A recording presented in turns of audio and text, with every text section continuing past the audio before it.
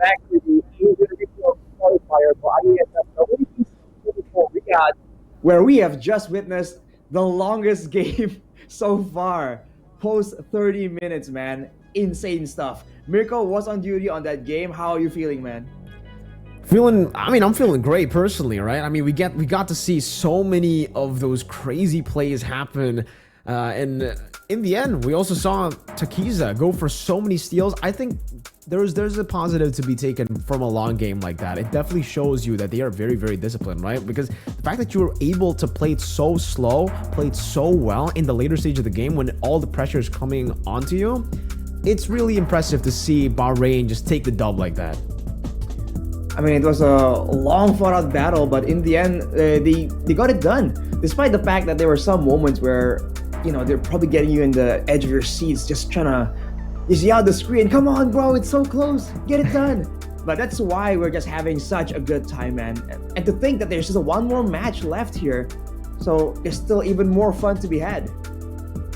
There's much more fun to be had. I mean, again, for you guys who maybe missed out on on Naisu's statement before the break, it's going to be Indonesia taking on Laos for MLBB Women. So we're going to be shifting back to MLBB Women's after seeing 4 incredible matches for MLBB Men's and even one team that qualified already to the main stage. Shout out again to Guam for that amazing performance up against New Zealand. But here it is. Up next, Indonesia taking on Laos. The heavy favorites, Indonesia. This is the team that hasn't lost a single tournament in 30, it's about to be 40 soon. I don't know.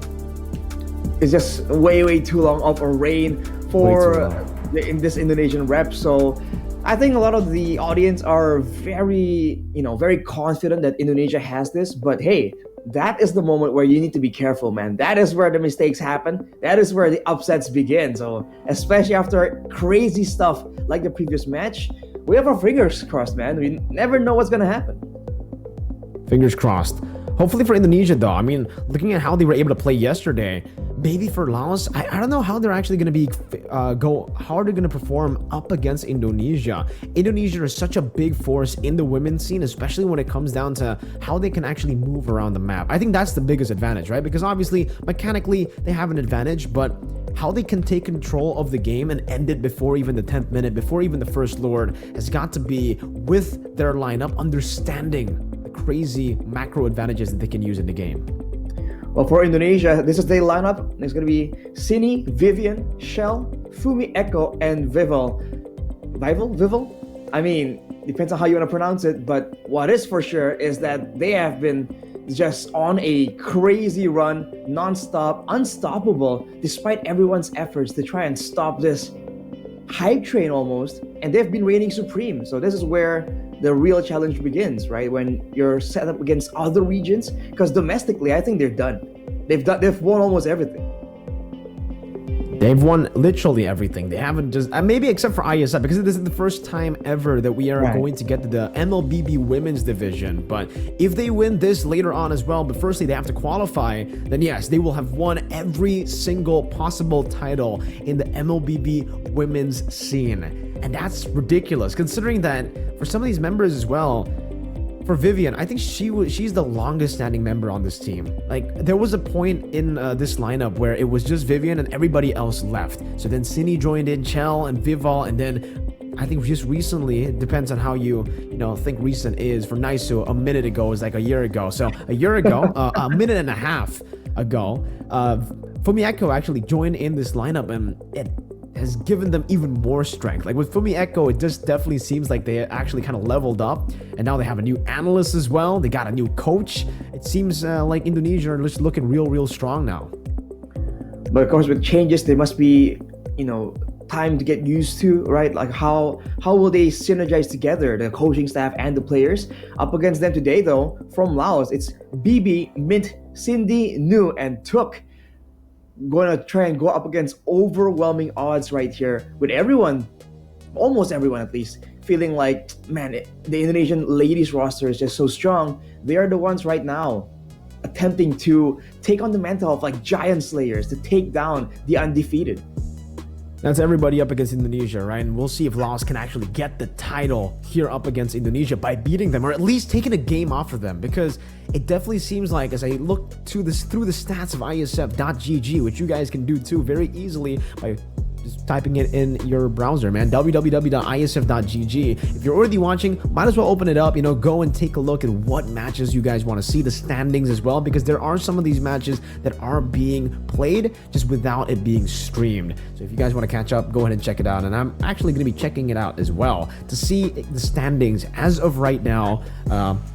June 23rd, it seems like, based on the standings, Arashi, for Indonesia, they haven't lost a single match, but they haven't lost a single game as well. In Group B, it's 1-0, 2-0, all right? So they've only just played one, and they've beaten Brunei Darussalam. Now, next up against Laos, who also took a loss up against Cambodia, just, I think, earlier today, or no, I think it was yesterday. Well, that's dominance, right? The fact that, there was a time where they were winning tournaments without dropping a single game, right? That was the kind of run that we're talking about here. For those of you who are not aware, that is just how dominant they are, which is why if today Laos can do the impossible, it will be that much more impressive. Ladies and gentlemen, let's go straight into the drafting phase for game number 1. And already, Indonesia starting off with the Arlet band here, and it's matched by a Roger. This Roger has been a great option for flexibility, and we've seen it, and I think Mirko was talking about it earlier, how it's now great in the early game, mid game, but in the late game, actually not too shabby either. So a lot of teams really like having it on their side. Roger is so good as a flex, and it's not just good as a flex, but again, like you said, it's super strong in the jungle. It's super strong in the gold lane. It can play early, mid, late, does good in the snowball, does good in the comeback composition as well, does good in the team fight, does good in the poke. It's a bit too good, and finally we do get to see that respect over towards Indonesia here by Laos. But on the red side, you're kind of limited to only going for these prio bans, right? On the blue side, you can actually go for respect bans all the way and force out those prio bans from the red side team, so that you can actually leave some of these open, some of these big prio picks open, like the Lo Yi, the Chip as well. But so far, Arashi, based on the Asian regional qualifiers, we haven't seen Chip at all. We've only seen one. I think it was from New Zealand, and that didn't end up too well for the Chip. The Chip didn't have the best time. So my question is, right now, is Chip just out of the meta? Is he gone? I think it's very situational at this point. A lot of teams have learned to try and at least deal with the basics of how to deal with a chip. When you're adding some mind games to it, when you're adding like curveballs into the game plan, that's where I think the chips and the Lo Yis definitely still have a lot to offer, especially in the hands of a team that's usually flexible and they know how to switch it up again and again. But for now, we're seeing that a lot more assassins are being respected, but the first picture for Indonesia, it's going to be an Angela, and this leads to a lot of possibilities, man. And if you look at their bans, they're banning away a lot of these heroes that can give a second chance at life. So they are attempting at aggression, man. Okay, but right off the bat now, Laos are basically forced to go for the lane, right? Because if they don't go for the lane, that's going to be an Angeling combination. That is an absolutely broken combination, especially considering now the Sky Piercer is an item in the game. I don't even need to say how broken it is. You guys understand how broken it is already. And with an Angela to support the Ling, the only problem for the Ling has got to be maybe his sustainability, right? His vulnerability. Very, very vulnerable up against a lot of different picks, and they decide not to go for the Ling. So this has to be the go side instantly for Indonesia to go for that Ling pick. It's a no-brainer when you already have the Angela, and it seems it'll just be the two purple combination, the Moscow for some global presence and the Yu Zhong. Now what, Terizla? Do they want to just pick up Terizla for the side, get some strong laners to help the Ling? That is a possibility they can go for, but I think they want to go with something a bit more aggressive here. If you're going to say anything, Indonesia is all about the aggression. Hang on a minute. What is going on? Whoa. That's the first. Well, I was about to say, Indonesia likes being aggressive, right? This Indonesian roster loves the aggression, wants to be in control. So I was saying that the Yu Zhong was taken, so that's kind of value for Laos. And it's also a combination that's great with the Angela. But this is different, Mirko. This is certainly different, man. I mean, it's a Yu Zhong into a Yu Zhong. I guess I'll have to wait for confirmation from production here as to what the blue side Yuzong is and what the red side Yuzong is, right? Because they can't both be Yuzong. This is a tournament room. That's just literally impossible. Okay, I was about to make a joke about it being a Valentina, you know, IMU a bit too early, but the Valentina got picked up by Laos, so I can't even make that joke anymore. And it's going to be the Ruby ban for Laos this time around. They saw what Indonesia were able to do in the mid lane, together with the Angela used as roam and the Ruby used as a mid laner. Arashi, that was what Indonesia went for. Ruby mid, Angela roam. It won the game, so I can't really say anything about it, right? It's interesting, but they won. The Baxia gets banned out as well now, so it leaves me to believe that even though maybe it's not a Yuzong, but it is a hero that can sustain really well. You already have the Angela, the Ling, and then another sustainable XP lane perhaps, but that's going to be a Beatrix ban, respecting Chell. Well, I'm thinking of some kind of EXP laner that can still go toe-to-toe against Yuzong, wants to go for the dual potential. Because you have an Angela, right? Why not get something that has some sort of synergy with it? So we have to wait and see for now. But they ban away the Baxia, good choice, denying that regeneration, the 50% healing reduction that the Baxia has by default. But consider that Laos also ban away the Beatrix here. You have to wonder if Indonesia, I was about to say, are thinking about denying any kind of intelligence gathering potential. Banning away the Grok means that whoever is picked as a replacement for that Grok will definitely be a bit more vulnerable to getting picked off. Okay. And now, slowly but surely, we're gonna start to see that red side pick first. For Laos, technically, they still need a roamer and also a jungler. At this point, up against the Ling, what do you even go for, right? No Baxia, but I guess the Fredrin, if you really want to go for a little bit more of the lockdown, some CC, and that's exactly what they go for, some sustainability as well. So far, they got 3 picks that can actually utilize the sustain in their composition, but I'm still, waiting to see what that Yuzong is. I'm trying to guess right now, Arashi. What do you think it is? But, whoa, Claude and Guinevere. So it's going to be Guinevere Roam. Guinevere Roam. Yeah. Right. Unless they pull another crazy stunt and it'll be a Guinevere mid, but I highly doubt that. Could it be Guinevere EXP? I mean, with Indonesia, you never know, man. It depends. But for Laos, they recognize the dive potential from Indonesia. They go for that Minotaur. Great choices to really punish these agile, mobile heroes from the side of Indonesia. All things considered, Laos and their draft doesn't look too shabby, right? They have damage, they have good crowd control too, and if they do get rolling in the early game, there's a chance they can start snowballing. So, considering their position, it's a great showing for now. These are some good drafts, honestly, from Laos. I think they have what it takes to actually try to go and beat out the Indonesian composition. I like the Guinevere pick because up against this Minotaur, up against a lot of the CC that could be layered upon Indonesia, they can just pop in the Violet Requiem to actually get out of it. It's an anti-regen ultimate. There's a Tempest of Blades as well. They have the help of the Hard Guard to help the healing out as well. So now my main concern is for Indonesia, how are they going to hide that Angela ult or some of these other big ultimates from the Valentina? Because the IMU could still be used to go and steal it, and it turns out it's the CC pickup, not the Yuzong. CC in the XP lane.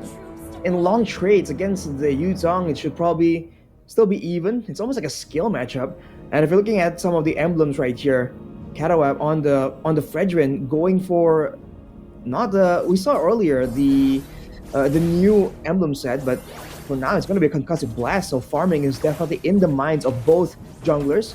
Although Vivel will be going with the Warcry as well. As Naisu was saying, this combo here is quite deadly, quite lethal. Focusing Mark with the Warcry.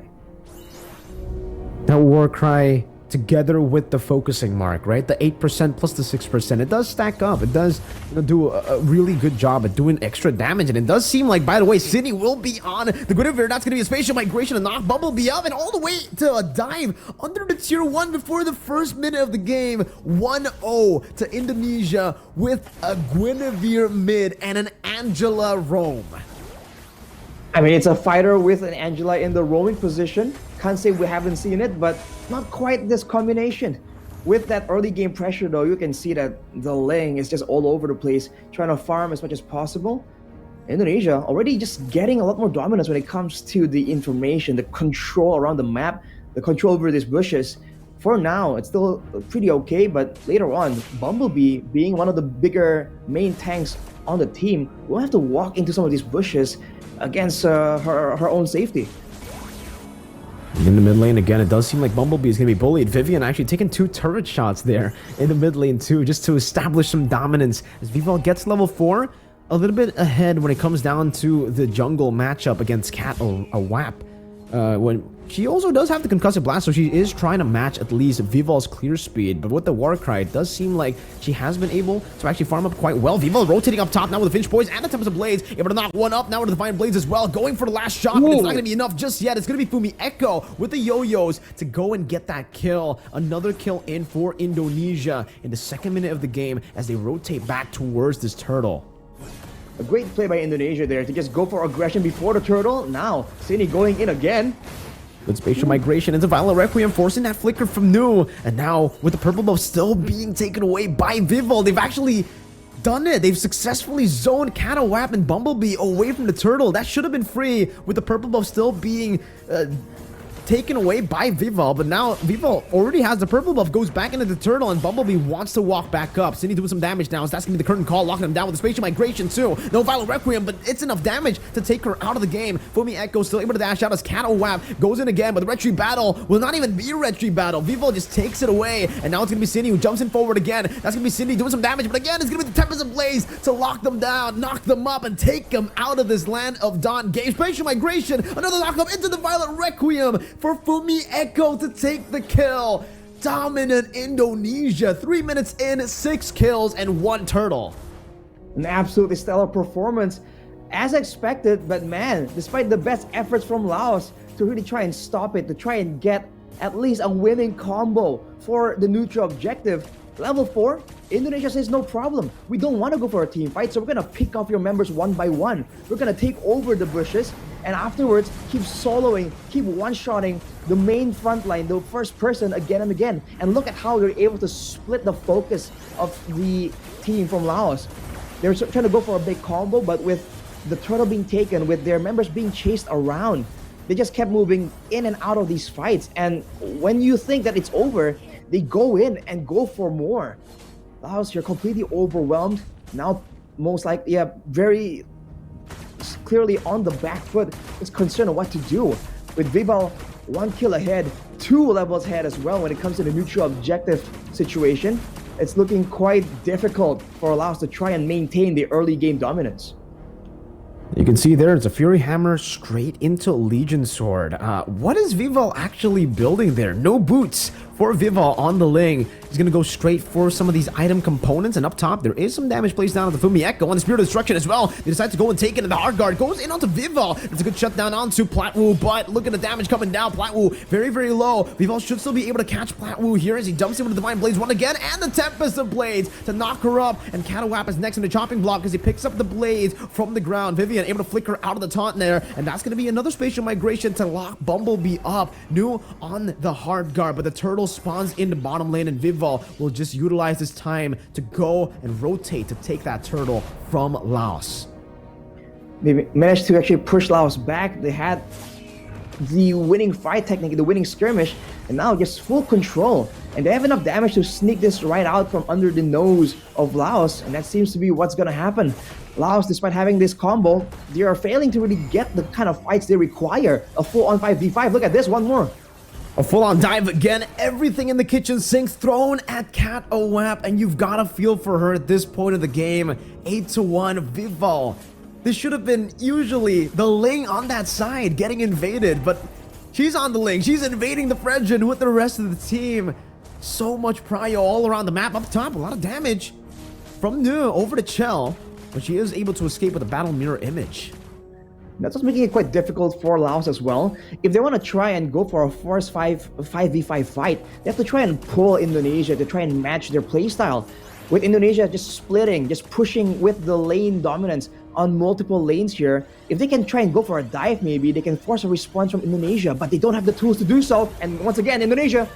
Spatial migration right into Violet Requiem, and now the Tempest of Blaze again. Platwu cannot even survive. Not even a second in the Tempest of Blaze, and Cat Awap is next. Chell picks up the kill. Meanwhile, in the mid lane, another Finch Poise. Vival is ruthless. 6 minutes in, and they are not giving any member of Laos time to play in the land of Don. This is not the land of Don, this is the land of Indonesia, it seems.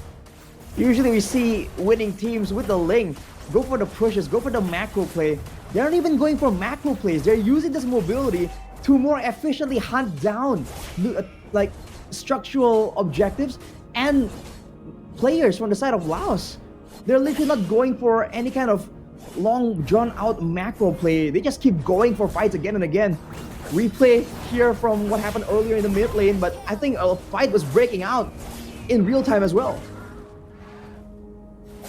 Doesn't seem like, Laos want to take that fight. They'll just concede some of these turrets, Arashi. But the fact that they've gone all tier 2s before, not even before the Lord, before the third turtle spawns in the game, and they're looking for a fight under the turrets, it does seem like turrets just don't apply to them. As the Venus Fury gets used up with a flicker too, but Cindy's able to pop in the Valor Requiem just in time, and now the full dive commences in the back with Chell, doing a lot of damage, trying to gun down the dragon. It seems for Vival, New and Bumblebee get shredded down without any of these resources being committed. Vival just poked them down. Vival didn't even use the Tempest of Blades, Arashi. That's why I was so confused. I was looking at that great. Oh, Chell sidesteps the Spear of Destruction there in the bottom lane as well, denying any sort of full engage. And it seems for Cindy, she'll have to use the Furious Dive defensively. Chell on the Claude, 8 minutes in, is snowballing to a point where she can actually fight the Yuzong 1v1. Another spatial migration up top of the Valor Requiem. Catawab trying to survive, and maybe now we get to see Vival use the tip of the blades, and it does get used up. Trying to go for all the blades, but actually she's able to get out of the knockup coming in from Bumblebee. And the Lord has spawned in the game. That's a fleeting time in the 8th minute of the game, Arashi. It seems Vivian, she didn't go for it as the first item. That's why she picked it up so late into the game. Maybe she just went for damage. I thought for damage or maybe the flash of the Oasis, but look at the Lord immediately shredded down. Let's take a look at the items. It is indeed the flash of the Oasis, but man, the 3-item power spike for the Shell as well. Oh, they're going again. Another spatial migration into the stab of that blade from Vival. Now with the Malefic Roar at the 8th minute mark. She already has a Sky Piercer, a Malefic Roar, a Berserker's Fury. At this point, she might as well get a Blade of Despair to get through everyone with one Defiant Blade. And now the Hard Guard is already placed, hovering over Vival. The Lord is marching down in the mid lane, and they've already dealt with the Turret Splash earlier. Catawab trying to frontline here, but at this point, no one's the frontline. No one can even withstand the damage. Another Defiant Blade into the front, onto the Flying Dragon. But even with the Blade, she's able to dish out so much damage. Has good Petrify onto her, and she will be shut down. Finally, in this game, some punishment to Chell. Pops in a Blazing Wet. That's a good appraiser's wrap by Catawab to survive and also to get some damage back onto Indonesia. But now with Chell jumping in with the Battle Mirror Image, that's a spatial migration from Sene with the Violet Requiem to lock them down. And the base is wide open in the 9th minute of the game. Chell doesn't want to go for the base just yet. Wants to go for some of these kills. Dashes forward again to pick up the Maniac before they end game number 1 in 9 minutes. Yikes, man. That is a statement from this Indonesian roster. What was that? This completely just ran through the team from Laos, not allowing them to even get back into their own jungle. I mean, the defense didn't even look that bad because the death timers were still so short, so early that they were coming back just after getting taken out for that base defense. Man, this Indonesian roster, man, it's unreal. I mean, we keep saying it, but you're seeing what we're seeing, like this is just brutal. Absolutely brutal. It is, I don't know what word to use. It's fatal, it's brutal, lethal, whatever word you decide to use, you know what it is, right? It was a complete stomp in game number 1. What was the scoreline at the end of the game? Was it 21-2? Something like that, I believe. I'm sure about the 2. I don't know about the 21. Man, the only 2 kills picked up. One was there on the Ling, right? So there's that. But the other one was just so early on. And it's not that they were snowballing so hard that they were able to play so aggressively. This was pre-level 4, by the way. This is the moment where usually the team with the Yuzong, with the Fredrin, has a bit of an edge. But it doesn't even matter, man. They went all in for it so early on, knowing that they have what it takes. They have the mechanical skill. They have the composition. They can pull apart the so-called combo from Laos and just deny it completely. You're not seeing a single spell being used by Laos that can actually get into like a combo. And even under the turret, man, no one is safe just because like the tanking from Indonesia here is so clean, so neat and disciplined.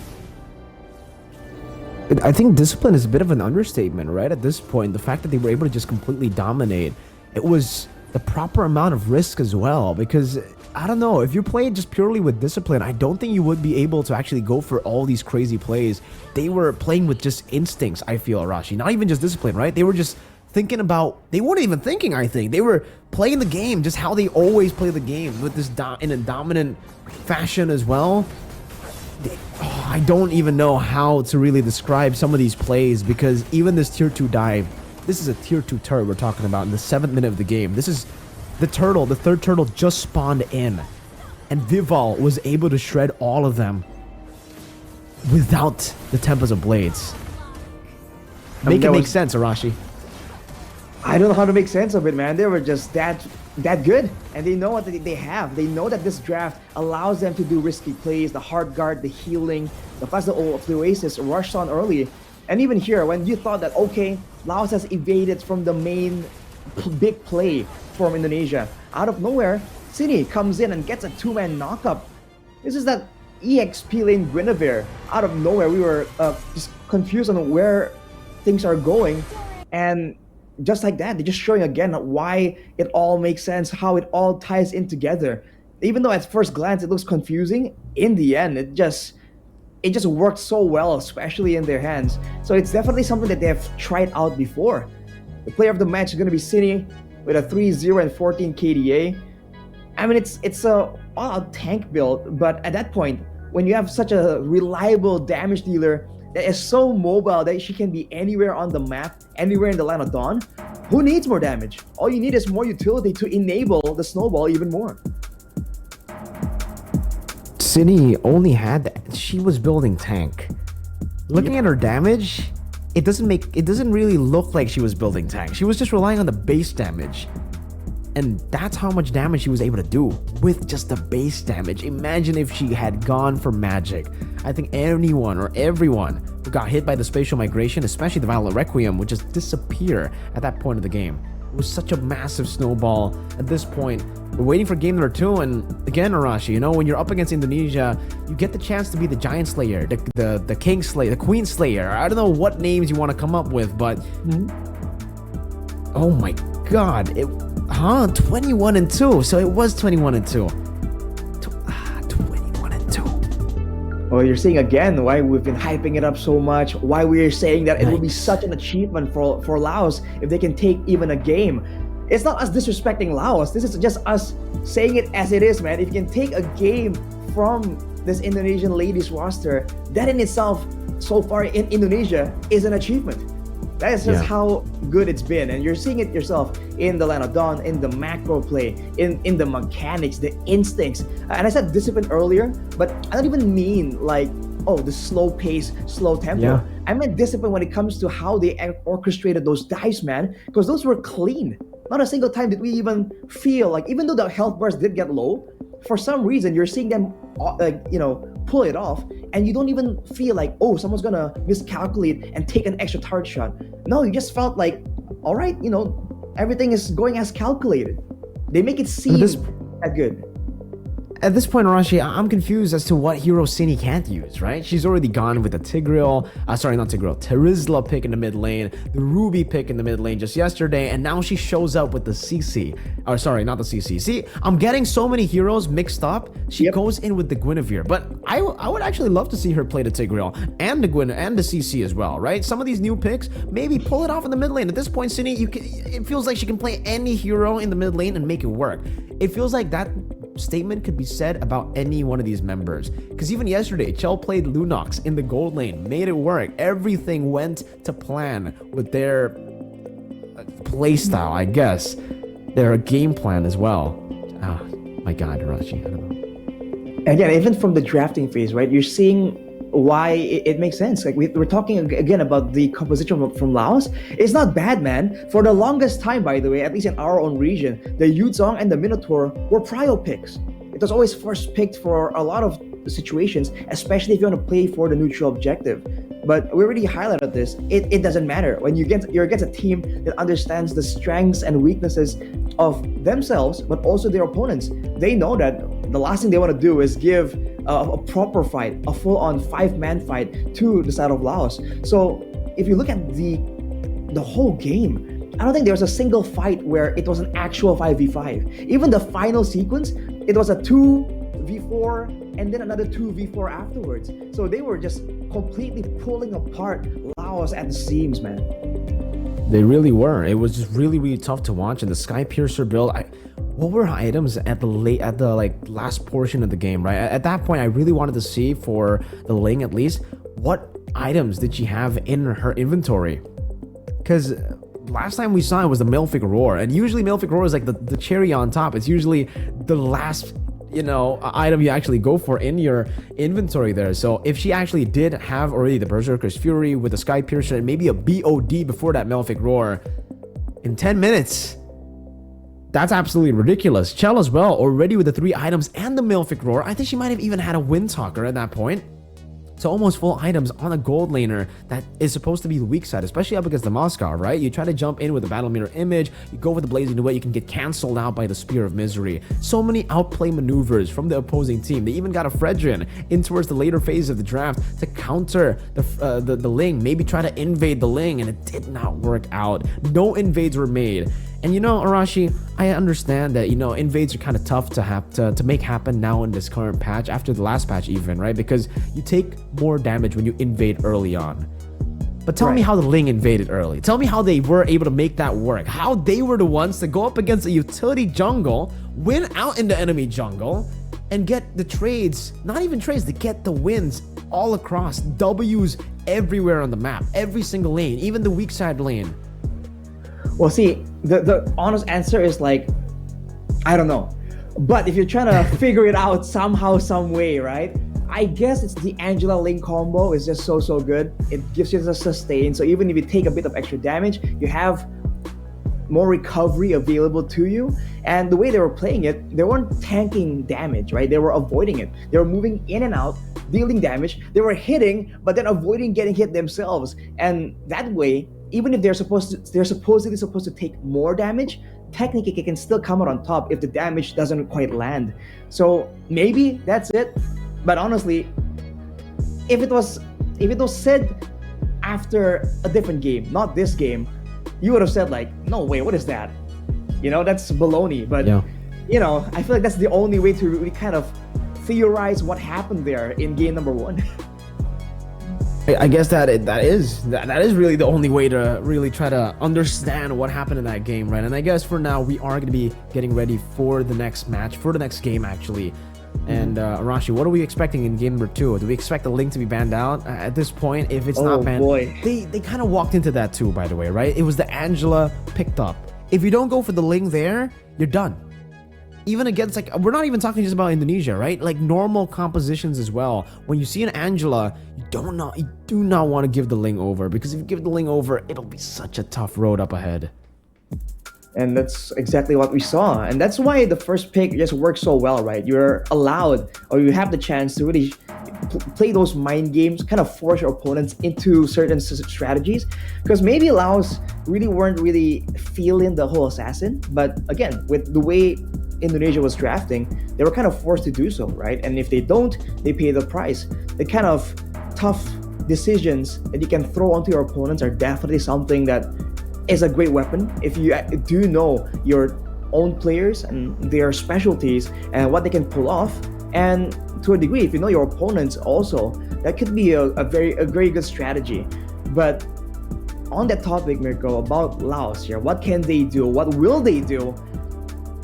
I feel like they will respect the Ling somehow, but the issue is if this repeats, right, and the Angela comes out first and they're supposedly supposed to pick or deny the Ling, I think that would lead still to something else being open for Indonesia. That's the difficult part. It's not just the pure mechanical skill, the macro, the game plan.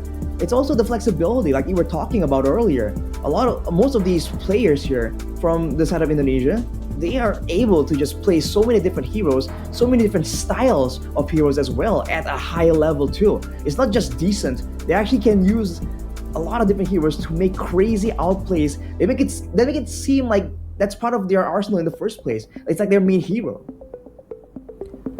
We'll just have to see what they actually go and decide to play, right? At this point, I don't think it'll be crazy even to go for a CC in the mid lane, to go for any of the other fighters. But you know what will be crazy?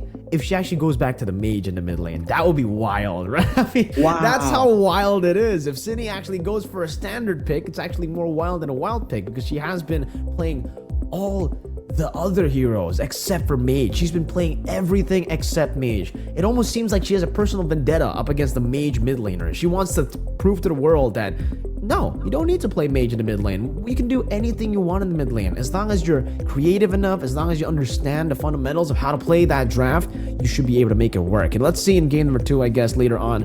Oh, we get into drafts right now. Laos, blue side, they ban out the Harith, Arashi. That's peculiar because usually you would kind of force that ban onto the side of your opposition, but for Laos it's a whole different story, man. So they banned the Harith and the Ling, and Indonesia as a response banned away the Angela, so they don't want to deal with the same issue, the mobility, the healing, the sustain, banning it away. And since they banned the chip, I wonder if they're actually concerned about the global presence, whether they're gonna go for the Loyi ban as well. It's a bit of the same situation. Usually the first pick team will ban one, and then immediately, automatically, the other team, the second pick team, will be forced to ban the other one. But for now, it seems like both teams just have a composition in mind. They don't care about this forcing nonsense.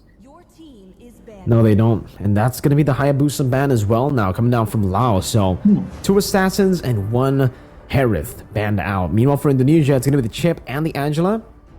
They might as well just leave up the Loyi open, right? Because the Loyi really wasn't even hovered over by Laos. They're going to go for the Arlet instead. So it does seem that Arlet maybe is a hero that has been giving them problems, maybe in scrims, right? Because we've seen the Arlet banned both on blue side and on red side now. And now for Laos, the first pick's going to be that Roger. The Roger that was banned by them on the red side.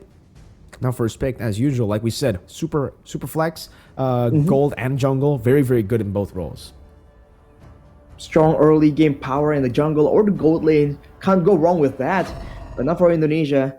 Go with the Terizla quite early on here. Usually we see it hidden a bit more, but I guess knowing that there's already aggression shown by Laos, they want to have some kind of solid foundation, some kind of hero that can really be the main wall to try and maintain control over the formations, just in case, something crazy comes out of Laos. Along with that, they go for the Moskov as well. And we talked about the mobility from the Ling in game number 1. Moskov technically can do the same thing. If the Ling was to start the show for game 1, in game 2, it could be this Moskov. Because, earlier it was a Claude that should be countered. And yet, we saw that Shell was still able to perform really, really effectively. Same thing can be said here for this Moskov. Yeah, with the Moskov ban, Moskov pick and the Terizla pick, they're already setting up for some neutral objective control. Because, at this point with the Terizla, you're almost automatically getting so much more prio compared to any other XP lane when it comes down to the first turtle. On top of that, you already have a Moskov, so you technically have global presence as well, so you'll be more active compared to the enemy gold lane. And now, I guess, it'll really depend on what they want to go for. They could go for a mid laner, they could also just go for a jungler. I think the safe choice would be to go for a jungler first here, up against the Faramis and the Yu Zhang. I really like this composition so far for Laos, by the way. And I even liked their composition in the previous game, but the Loyi has been left open, and finally we get to see Cine on a mage, on a normal pick in the mid lane. Something strange to say after seeing, all the crazy picks she's gone for, but she's back. She's back on the Loyi. Who would have thought, man? That's crazy, bro. But now with the Terizla, earlier there was a Yu Zhang, but the matchup was that's set up by Indonesia was the CC, right, to try and match that aggression. Now it's going to be Terizla, so in a way, at least on paper, this Yu Zhang will have a bit more prio in the early game, more aggression to maybe try and go for those early kills. So we'll have to see. With that being said, I'm thinking the Roman Reigns is someone a bit tankier to maybe try and capitalize on the strong early game and maybe go for some dives. A Yu Zhang and a Roger can serve very well for those big dive situations. But Indonesia is the one banning away the Minotaur and the Grok, so they're denying all these combo picks that can be maybe used to force them into a fight when Laos do have this Netherrealm at their disposal. But if they clump up too much, penalty zone, Moscow with the splash damage on the basic attack, and the Lo Yi with all the AoE, the passive as well. If they're going for team fights, I feel like Laos will be forced to try and go for some more tools here to just guarantee the fight goes their way. All right, so it's going to be the Nolan ban as well. So even here in the second phase, respecting Vival's prowess on the Assassins, and it does seem like for Indonesia here, red side pick, first pick, it is going to be the Mathilda that has been left open, man. Oh, so much more utility. You already have the Lo Yi, you already have a diversion. Now also, to add on to the diversion, plus the Spear of Destruction, some crazy global presence already, you add in the Mathilda with a lot more mobility. And at this point, they might even just go for something like a Barat in the jungle, right? You already have a Mathilda, so you can go for someone that can clear super fast. They can actually chomp on someone, even the Faramis later on in the skirmish to deny the Netherrealm maybe. And for Laos, what are they going to pick? No Grok, no Minotaur, no Tigreal as well. None of these big picks that can actually really punish down on the Moscow. They decide to go for a healer, the Estes there, together with the Faramis, so trying to out-sustain Indonesia. And now the last pick coming in from Indo. What is it going to be? What is going to go into the jungle? Will we still see an assassin? Will we still see something like maybe a Lancelot come up? Or are they going to go for the standard? Oh, I think Mardis would be pretty good, by the way. No? Mardis? Potentially. Just bursting down before the healing can come through. But with the S around, it might be a bit too risky. I'm thinking some kind of assassin won't be the worst of ideas, with the guiding wind to assist you with the diversion to put you into the right situations. Well, they go for the Baksha for the healing, sustain reduction. There is an Estes and a Faramis, and the Yutong and Ruby, technically everyone requiring that regeneration. But for the side of Laos, this is very early game heavy here. They want to go with fighters. They want to just barrel through towards Indonesia, and they want to make sure that they win out when they fight together. And now without an assassin, Indonesia might be forced to take a more straightforward approach here. Before, they can just go for split pushes, go for multiple things at the same time and pull them apart. But now, I guess technically, they have the same option with the Moscow. So we have to see. Indonesia can oblige them for a proper fight if they feel like they have the winning conditions, or we're going to see, yet again, some macro play here to deny this very solid teamfight composition coming in from Laos. All right, we'll just have to see how they play this game, how they can actually utilize this composition, Arashi. Take us to the Land of Dawn. All right, ladies and gentlemen, welcome to the Land of Dawn for game number 2. Potentially the final game of today if Indonesia gets a clean sweep. But Laos has brought out the artillery, the sustain machine, all the supplies to try and take down the dominant robots. We'll have to see if they can do so, but let's take a look immediately at the jungle here. The clear speed has always been a very important factor, especially talking about the early game. And this Baksha already is getting a bit more faster clear speed, being assisted as well.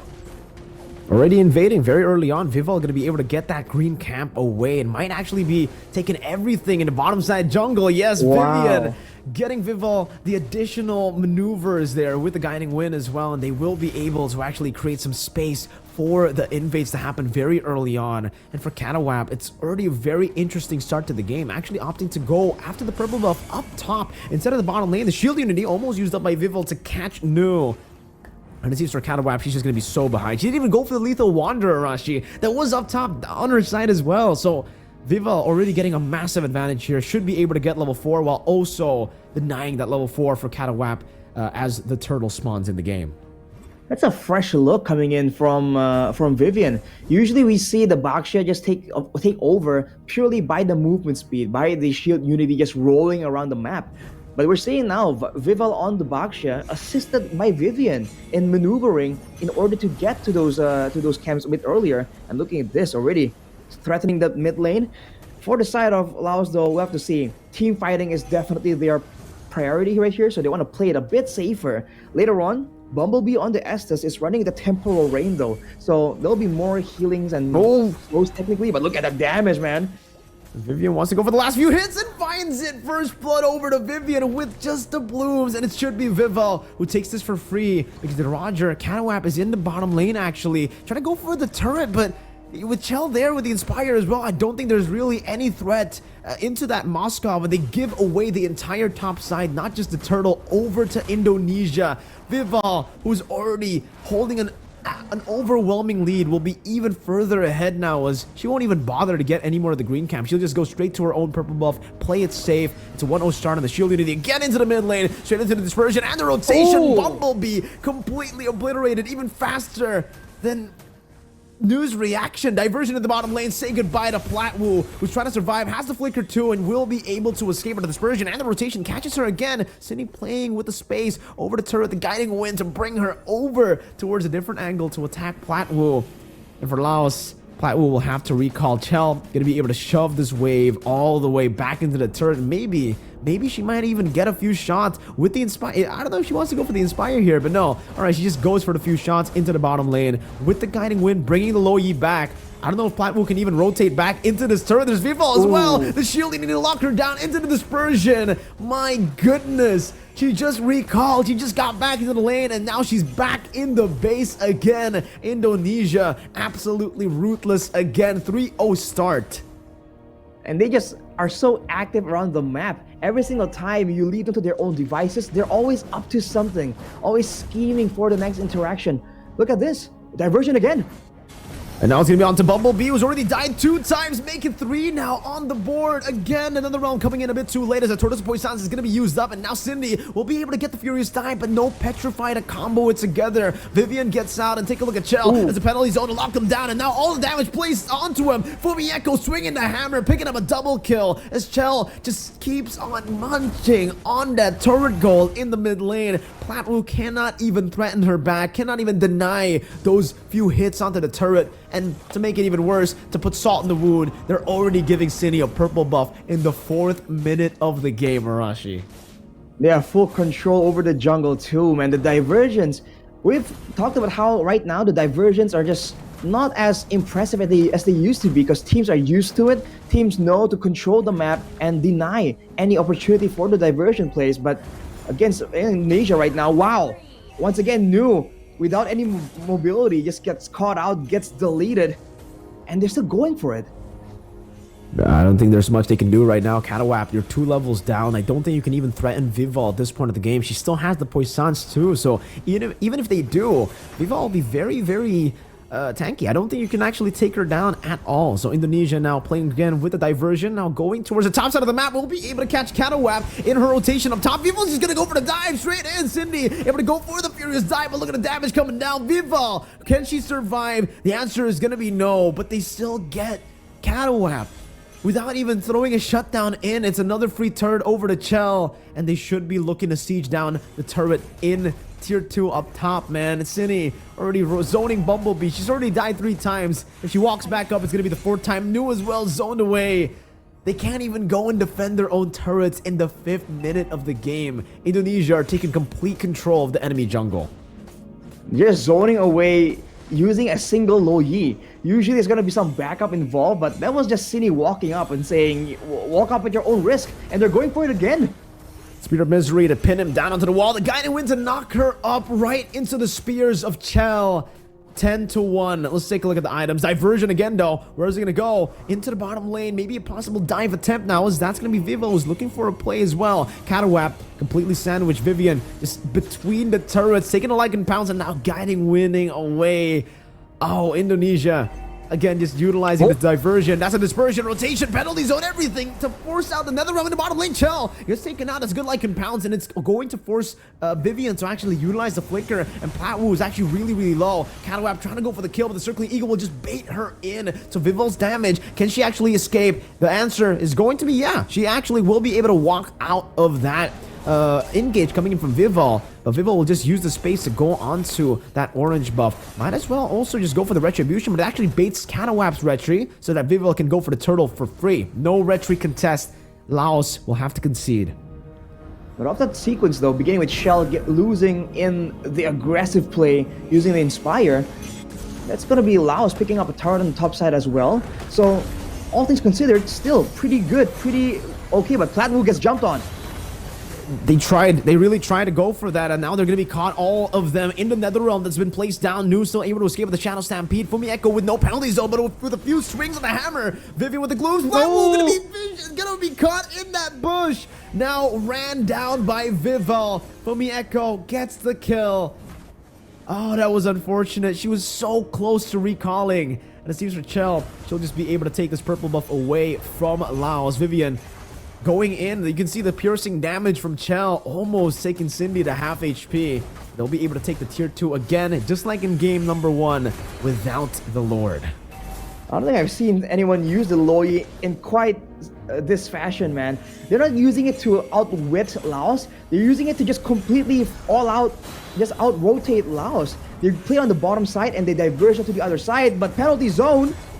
Inside of the base turret now, they should respect this still, but it's going to be Vivo who dives in deeper to Torres of Poissons. Blessed Moon Goddess still getting double HP, but even then, Cine just bursts through the healing with her damage. The glowing one that gets you the NOD effect at this point of the game now. And that's going to be the turret splash baited out without the Lord. In the bottom lane, they've already done that, so maybe they can actually go for the siege, and you can see the rotations by Cine. Used up Disgusting Chell, finally getting that item power spike, but she might not even need it. No one's gonna be bursted down by the Roamer of all people. Chell's walking forward with the Abyss Walker, trying to deal some damage. Platwoo now caught in the dispersion and the rotation. Chell still using the Inspire, trying to cut away, now gets caught by the I'm Offended, but will just use that as gap closer to finish Platwoo off. Vivo's still alive, she still has the immortality, and now they go for the tier 2 in the mid lane, all without a Lord. In the 8th minute of the game, they might actually be threatening the end right now. Fumi Echo has the penalty zone. Chell jumps in with the Mistwalker again as Vivo gets pulled back, but only loses the immortality. It's gonna be a lot of damage placed down again. Chell is dealing all the damage onto every single member. None of them will survive. Now the Spirit of Destruction to the back.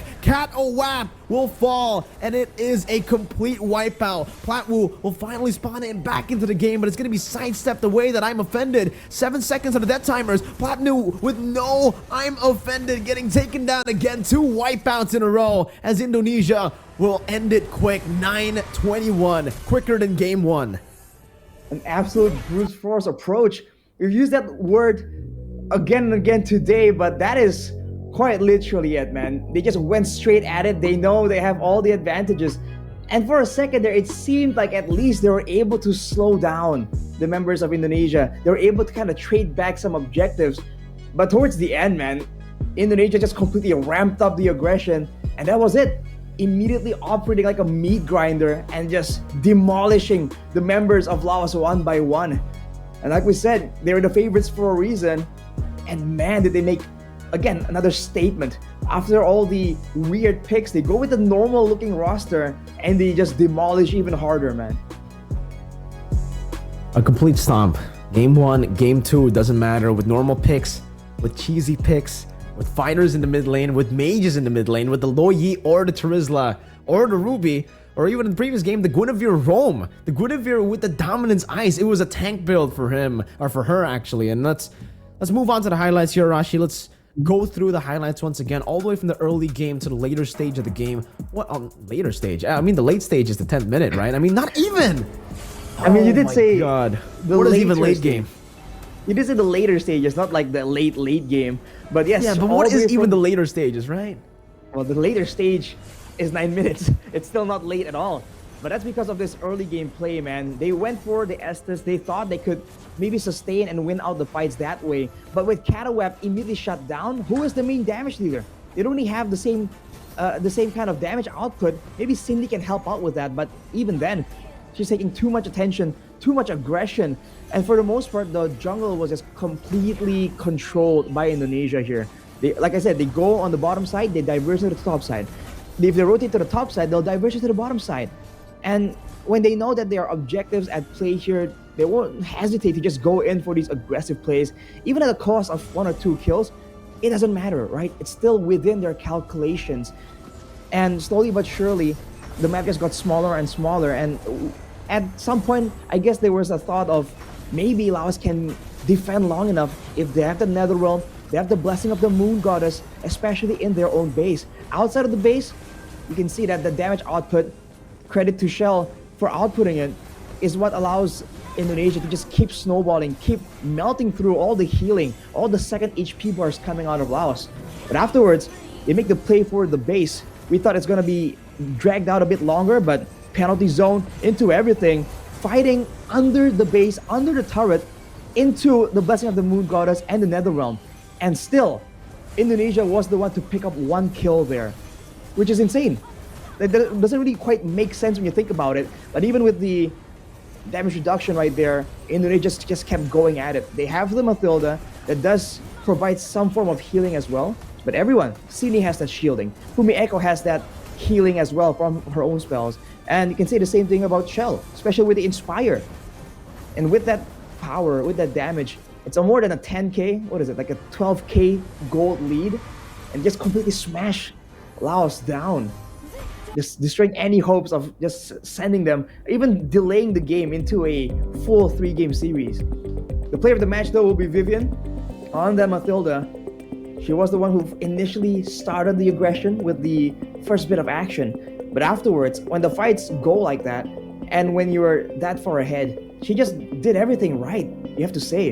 In the early game, helping with the rotations so that the box shed can just invade a lot more efficiently. In the mid game, enabling, and even in the late game, just spamming out the heals again and again. But the Flash of the Oasis with the Enchanted Talisman, I think that's the guiding win on like a 4 or 5 second cooldown, man. It doesn't take long at all. And that just adds again. We talked about how on the Terizla, maybe then Indonesia will be forced to go and commit even more to all of these big fights. But that's not even the case. They go in and they have this guiding wind as an extra bit of utility tool so they can still do the same back and forth movement even though they have a Baksha, even though they have a Terizla. And again, the flexibility of finding different ways to play the game, even though you have like a big change in your roster. I feel like that is something that Indonesia shows that they can do very, very well. And that's a testament to just how well they understand the game. I don't know, Rashi. You know, we're definitely gonna have to ask Vival some solid questions here. At this point, you know, we've asked her. Me and Nice have already asked her questions. So this is I think the first time ever that we're going to get an interview with the same team twice in the same regional qualifier. So have your questions prepared. If we get to see them again like some other day, then we're gonna have to think of new questions, because at this point we might be running out of questions to ask them because how frequent they show up in these, you know, in these interview in these interview segments. Yeah, when you're that dominant, I guess slowly but surely they're just making sure that everyone knows their story, man. Everyone has seen the interviews again and again. So let's go straight into it, man. Let's get an interview here with one of the members for the Vival Indonesian roster. It's gonna be Vival. Hello. Hello. All right, how you doing? Firstly, Vival, after that win, it almost seems like, you know, every single time we get you in the interview, it's such a smooth road for you guys. Can you repeat the question? Sorry. Just how are you feeling after that win, after that stomp? Well, it's the same like yesterday, but today we played differently, right? Y'all saw a Baksha in play. Yeah, that was the first time we saw utility jungler, I guess, from you back again. Is that you guys want to continue to play the utility junglers, or personally for you, Vival, is it better if you just always get the assassins? I think we obviously draft depending on the enemies. Baksha, we played Baksha because they have an Estes, so Baksha is the most suitable pick back then, depending on assassins. But for me, it's better to play assassins because it's fun. All right. Well, fun is definitely a big factor, but here's a big question. You are the fan favorites, and the only trophy missing from your collection is the WEC trophy. So do you see yourselves winning WEC 24 this year? Well, in theory, yes, but we still have to watch out to not to still respect all countries and still play at our best. Who knows, can happen, right? The unstoppable ones may be stopped like anytime if we don't be careful. So, yeah. Great mentality to have, right? The fact that they're already at the top, they've won almost everything. Now they could win everything with this final trophy, maybe with WEC 24, but they're still keeping it level, Arashi. I mean, that's a great mindset. So, honestly, do you think that how do you see what's your feeling about the new changes here to the items and to with the new patch? Right, it brings the assassins back into the meta, kind of. Do you think it's a great addition, or do you feel like some things maybe could have been better? No, I don't think so. There is anything needs to be changed because we are very, very, especially me as a jungler myself. Before tank junglers has been the meta, but now because of this new packs, this new items, assassins can be played. So yeah, we're very, especially me, I'm very happy for this patch. Great stuff. Even with this, I mean, the Sky Piercer, we saw that built up by so many teams, a lot of different, links here and there. But I want to ask you, you got your reactions. This is the final question, I think. Your reactions to game number 1 when you got the Angela, right? Usually, when you first pick the Angela, it's almost guaranteed that the enemy team will deny that Ling over. But you guys got the Ling. So, what was Vival's reaction to that? Because you said you love the assassins. We definitely saw how good you are on the Ling. On top of that, you got the help with the Angela. Whenever you get the Angela Ling combo, what's the Vival reaction? My reaction will be like, oh, if they don't pick the Ling, then we will pick the Ling right here. Is it a sure win though? When you get the Angela and Ling, do you automatically think, all right, GG?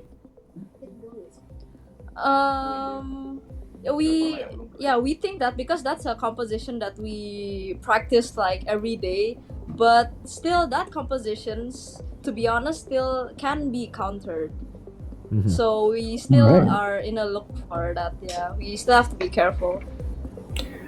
See, if you said that it was a done deal, Miracle will quote you on that. So good job dodging away from that possibility. But quite honestly, do you feel like these interviews are starting to get repetitive just because you've been winning so often and you've been asked a lot of the similar questions again and again? Are you feeling like it's time to switch it up a bit? Well, yesterday we didn't get to finish the interview, right? Yeah, true. That's true. Oh, yeah. It's not repetitive. I think next time we win, another person will be interviewed. Y'all get to interview another person and not me again. All right. The next time you win and you get interviewed, can you promise that the whole team will be there, right? Even Susugaja and Dewa. We would love to see them. Okay. We'll have to drag all of us. Yeah. All right. Well, that being said, Mirko, you have any more questions here? I feel like you have a curious look in your eye. No, that's it, man. I'm just curious to see how they'll perform tomorrow and how Susugaja and Dewa will actually appear on cam. That's it. Right. I mean, that's definitely something we're all looking forward to. So, as always, Vival, is there a message you want to send out here to your supporters as well as the Indonesians here who are definitely rooting for your success, just cheering on for you to just immediately secure the ultimate, most complete collection of championships? Well, my message is, same as always, the championship is not over. This is just the starting. This is just the first qualifiers. So yeah, keep on supporting us. We will continue to do our best until we continue our win streak again, hopefully. Okay, just like that. All right, Vival, thank you very much for your time. I guess that's the time we have for the interview. Thank you for joining us and good luck tomorrow. Thank you, Vival. And as we mentioned, we're looking forward to the appearance. Okay, thank you. And at this point, right, Arashi, it does feel like, when we're talking about them winning again, like, you gotta make a promise, right? The whole team needs to be there. If she just says yes, it means, all right. The winning part, I think, is the easy part. The interview part for them, I guess it's a bit harder. I mean, technically, we have access to the coach in the back there. We can kind of, force them to actually enter the camera for tomorrow's interview potentially. So we'll have to see. But ladies and gentlemen, the winner will be Indonesia, as we saw earlier. A dominant performance, man, showing again that the hype is real. It's not overblown. It's not just biased casters always talking very highly about this team, about this roster. They are really quite literally that good. Yeah, if you watch the same game, you probably have the same reaction to us right now, kind of speechless about their performance, is absolutely dominating in every single way possible. But it does seem like we are entering, the end of the day. We are at the end of the day already. We've casted 5 matches. Well, me and you, we've casted 4. Nice, you casted 3 as well. But in total, in the stream, we have 5. We've had crazy matches, and all those 5 matches have been played all the way. Starting things off with finally a game that didn't go to a clean sweep. Everything else was a clean sweep, though. All right. Yeah, that was a bit more exciting. And then there was that game where you got all the back and forth, the aggression, the fighting, the longest game so far as well. So it's been a very eventful day, and it's great to just see all these different regions again. We saw some unique strategies come out of New Zealand and Guam as well. So it's always great to see that these regions as well, that we don't see too often, they're developing their own style, they have their own understanding of the game. And I look forward to the continuation here, to the next stage, where we can see those strategies, those thought processes get kind of contested by the more common, the more accepted standard here in the bigger regions. And yeah, I guess we'll get a look at tomorrow's matches before we end the day, just to give you guys a little bit of a glimpse of what we have tomorrow in store for you guys, because I believe we have 4 best of 3s ready for everybody watching back at home who are waiting for tomorrow. I don't know if we'll have that graphic pop up for tomorrow's matches, or we're just gonna tell you guys to watch later on tomorrow, Arashi. Yeah, I have to wait and see, but definitely don't miss out, because the matches, man, some of these matches on paper at least feel like, oh, they're not really worth watching. Some people would say like, oh, it's a region nobody knows about, we haven't seen too often, they're not like world champions, why would you watch them? But you're seeing again that there is a lot of entertainment value, and there's a lot of interesting things, like a lot of different approaches to the same result, the same kind of victory. But these different approaches can be valuable. And who's to say that one of these teams won't show up out of nowhere and use a strategy and create a meta that is so good that it will be picked up by the bigger regions. So I think that's the main thing that I'm looking forward to for sure. All right, then. I guess at this point, we are going to have to end the stream right now. I mean, after all these 5 matches, some crazy matches, it's been a fun time. I'd love to see, even more action tomorrow. But I think for today, that's it, right, Arashi? I think that is the end of the day. So it's been me, Arashi, and Mirko accompanying you for that final match. But fortunately, we'll have to part ways for today. But make sure you tune in for tomorrow, because the matches will still keep going on. The Asian Regional Qualifier will just keep continuing for IESF WC 24 in Riyadh. So see you guys next time.